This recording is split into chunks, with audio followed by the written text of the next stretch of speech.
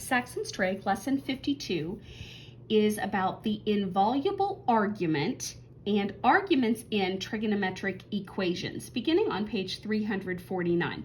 So this lovely terminology, the inviolable argument. Argument is indicating answer to something. We've talked about that before. And inviolable is something where you can do it algebraically, but it causes a horrendous problem. So this occurs when you have something like tangents of 2 theta equals 1.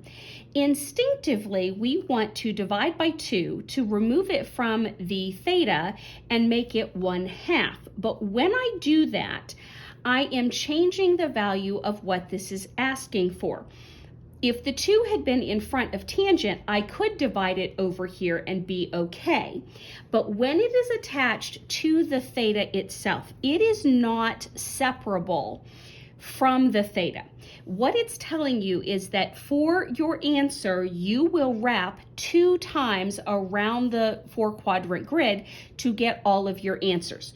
So this is stuck at this and cannot be simplified or changed. It needs to go straight into its graphing.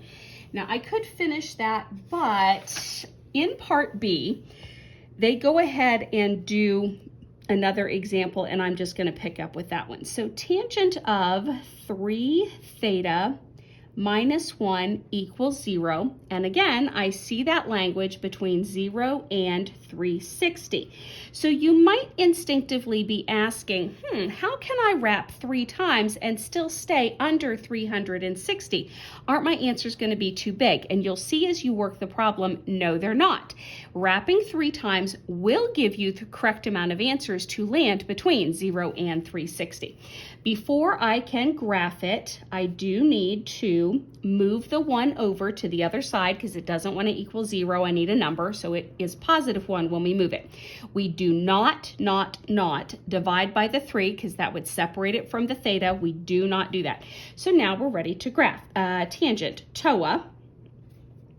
So in which quadrants will my tangent be positive? All, not students. Take, yes, not calculus.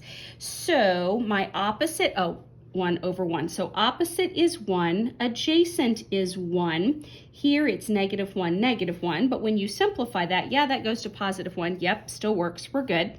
Okay, and then that makes the hypotenuse radical 2. So my answer here is 3 theta equals, and what's the degree here? 45.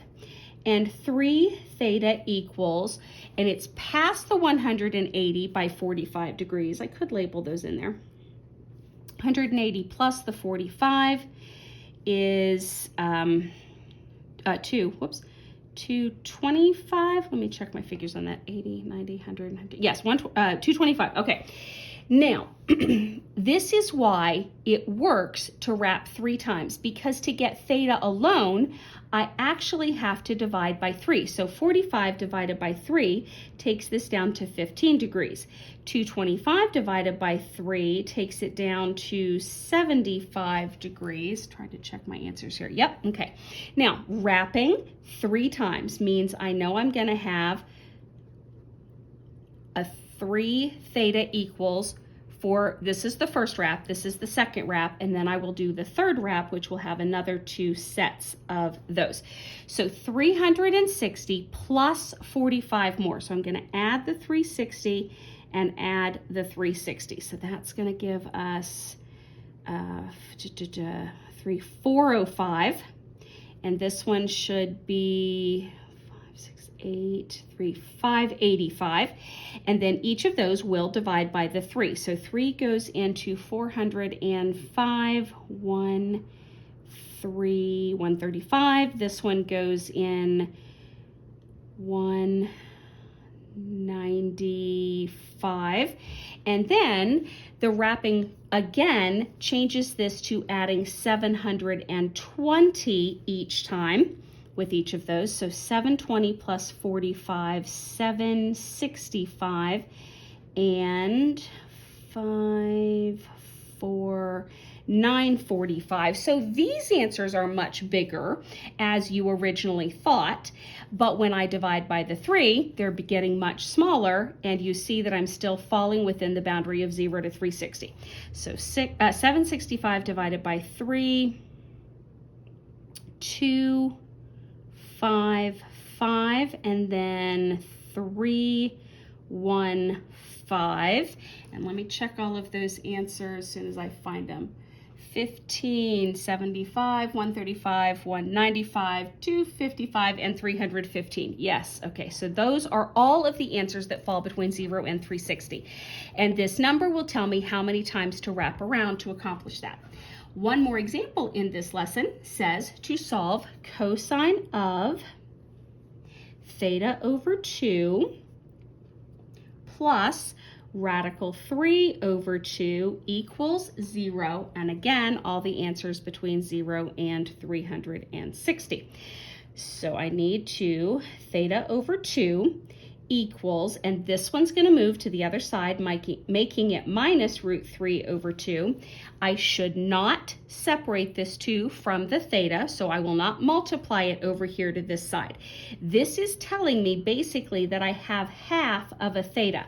So I won't even get to wrap all the way around because my numbers aren't going to work except for the first top half of the 4-quadrant grid. However, I'm going to graph it just to show why it's only going to work for the first half. So I have a negative with my cosine, so I definitely won't be in all. Because it's negative, it will be in students and in take, and it won't be in cosine. And my cosine is ka, adjacent over hypotenuse, so the adjacent will get the negative, not the hypotenuse. So hypotenuses are 2. Adjacent is the negative root 3. That works for the quadrant. And that makes this 1 and this negative 1. So what is the degree opposite 1? 30 degrees. So what I have here is theta over 2 equals, and it's just shy of 180 by 30 degrees, so that's 150.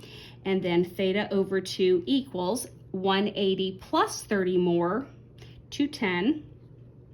And then when I go to solve this, I am now multiplying by 2.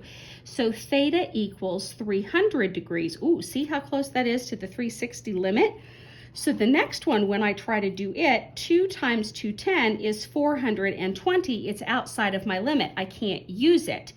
And that's why I can only use whatever falls in the first half, which is just this one. So even without graphing it, if I have a half, I know I'm not going to deal with this one either, but I wanted to prove to you why it got thrown out. So the only answer that we can keep is theta is 300 degrees.